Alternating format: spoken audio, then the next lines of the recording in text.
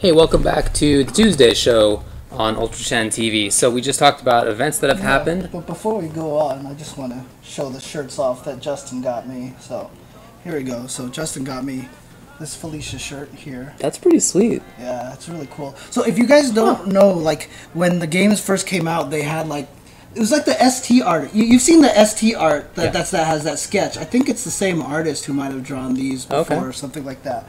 But yeah, so this is a Felicia shirt cool, actually. that he got me here, and then of course Shinko here as well. So, what? Yeah. Oh, that's nice. Yeah, so very cool shirts. So thank you, Justin, for that. And of course, this is somebody on the stream was asking this Kaneda shirt. Yeah. From the Kaneda line. So he did give me a cami, but it's a small, so I can't wear it obviously. So I'm gonna see if I can get a large from him and stuff like that. But these are definitely cool. They're actually really good quality. I didn't know it was like so nice and stuff. So yeah, check it out. So yeah, I know a lot of people talk about how much Kaneda shirts cost a lot of the times, but don't forget that he's officially licensed by Capcom. Yeah. So he has to pay a little bit extra for the licensing. A lot of other people who are releasing Street Fighter shirts, they're not official, right? So, but these are actually licensed by Capcom. So yeah. Copyright law. So Persona 4 Arena Ultimax can now be purchased and enjoyed by fans in North America. Yes, it is officially out now. For the past couple of weeks, a lot of people have been playing it import-wise, right? Like a lot of us do for a lot of these games, sure. Right? But it's officially out now, so people have been playing it, and we want to do a show for this game, like we do all the time. Yep. Also, we want to do a show for Arcana Heart as well. We don't know any like real experts here in SoCal, right? Yeah, I'm not really sure who we would get. So, I mean, for example, when we did Under Night and Birth, we got Sanchez, Alex Sanchez, right? Yeah. Obviously, he knew the game really well. Great job. Was able to explain it very well. He knew all the strategies for the characters. Really cool. Yeah. So that's the kind of thing we're trying to look for down here.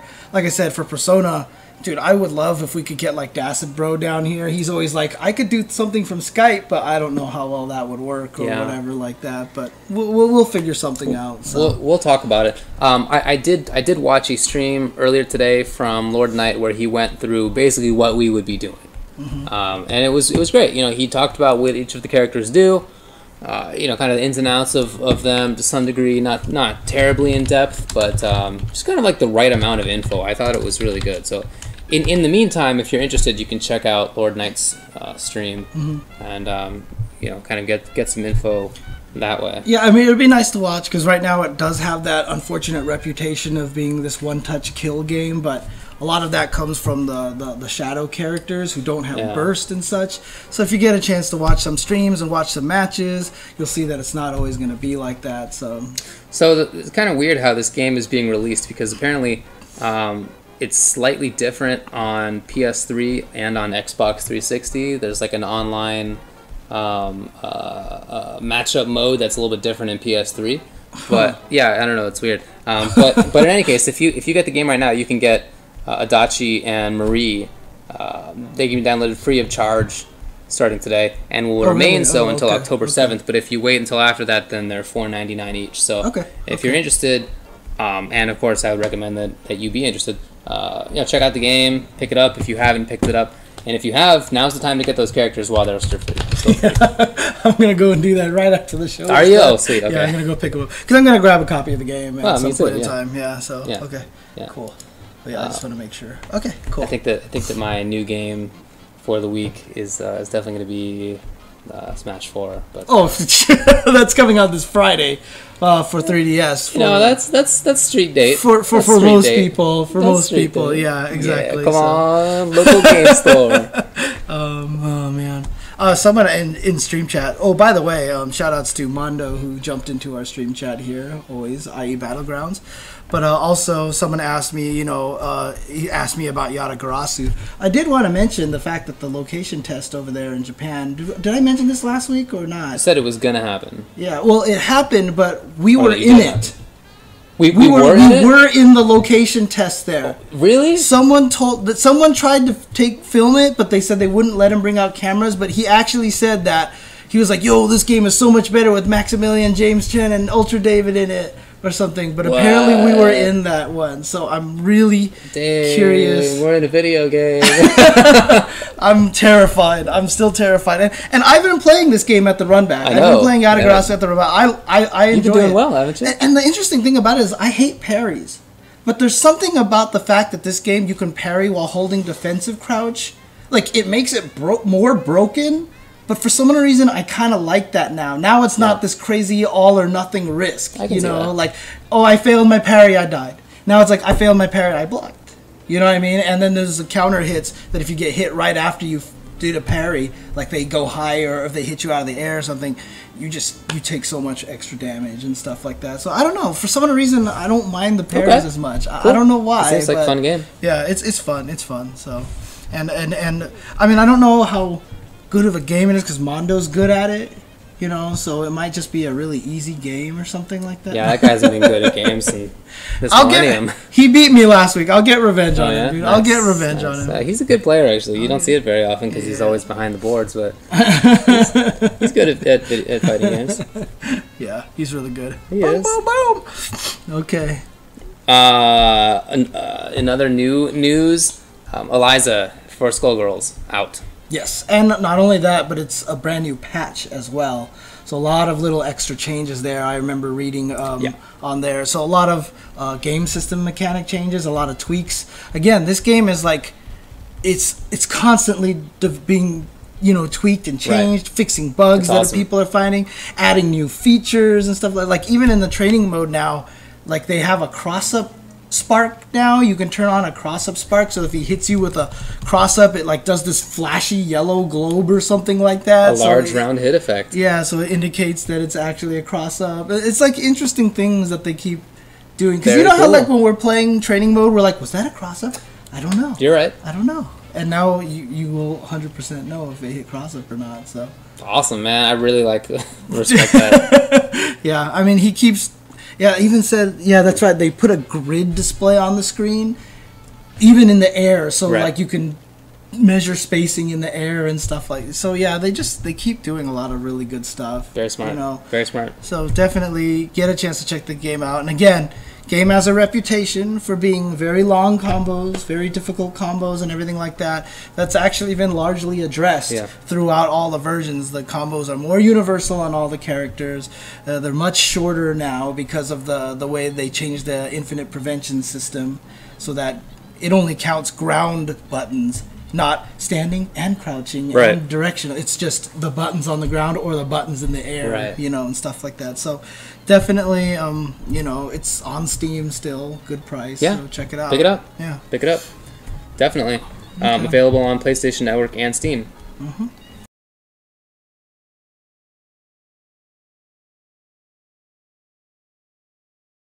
So that's the new stuff in the new games. Mm-hmm. I guess we did mention that Smash was coming out this weekend. Right. So it's supposed to come out on Friday in North America, just after that elsewhere. Yeah, and there's been like conversations on Twitter. I know Prague and D1, both very respected commentators in the Smash community, have both released like little mini essays talking about an issue that's been kind of going on, and it's a lot of the hardcore Melee players. Okay. It's almost kind of like a residual effect from Brawl. Like they got burned by Brawl, and so they're still kind of like, Smash 4 is going to suck.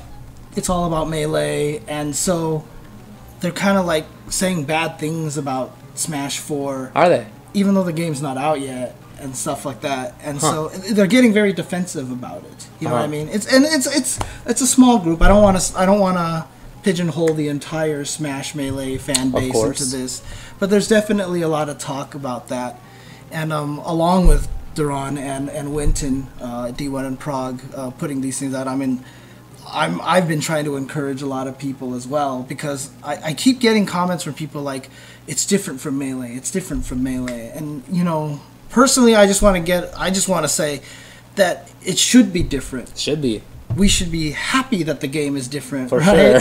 Because if you want to play Melee, go play Melee. Mm-hmm. And somebody was saying like they're scared that Nintendo's pushing Smash 4 so that Melee will die and stuff like that. And I want to remind people that just this past EVO, we had Super Turbo on the stage.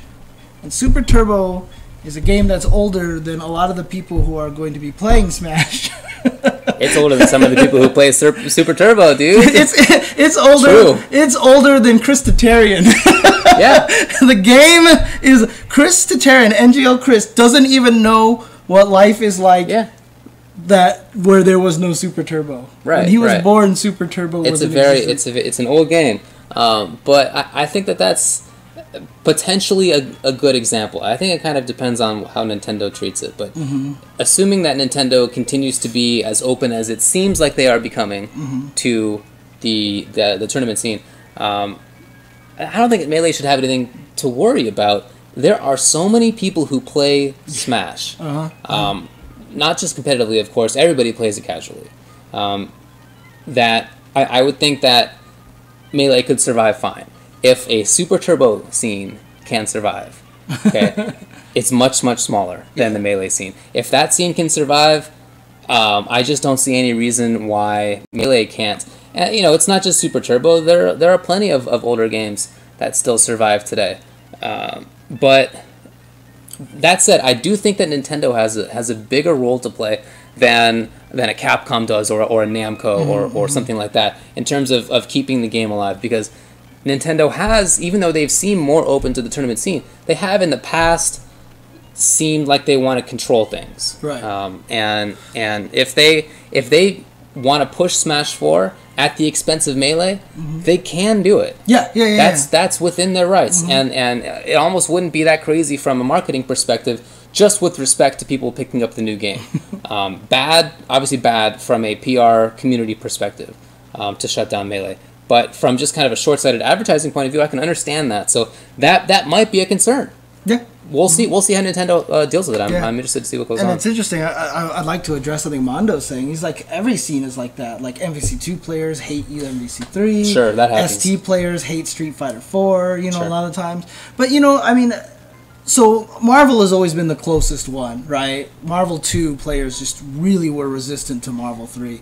But a lot of them have gone on to it. Like, for example, Yipes was even saying on stream, on the Marvel 2 stream, he was like, and I think Chris Matris was in there too, and Yipes was like, I actually like Marvel 3, and Chris Matris was like, get out of here. Like, Chris Matris was getting so angry at Yipes. So Yipes was like, no, I do. I like the game. Clockwork defends Marvel 3 a lot of times. A lot of the players do appreciate it. You know what I mean? They do go over and play it a lot. And, speaking of old games being played still, I still think it was a mistake that MVC2 for some reason disappeared. I don't know why that happened, And a lot of people are saying it feels like it's getting a resurgence. I am all for it. Of course. I hope so. And my argument was people should have never stopped playing it in the first place, right? Because Marvel 2, Marvel 3, different games. Right. I always said Street Fighter 2, Street Fighter 3, Street Fighter 4, all completely different games. And in fact, in a lot of weird ways, too, because there's a lot of things between 2 and 3 that are really similar that 4 isn't, but there's a lot of similarities between 4 and 3 that 2 isn't, and there's a lot of similarities between 2 and 4 that 3 isn't. Sure. You know what I mean? It's like, they're so varied, and it's great because you get more people playing, a lot of people with different tastes and stuff. Right. And it's just, you get a really...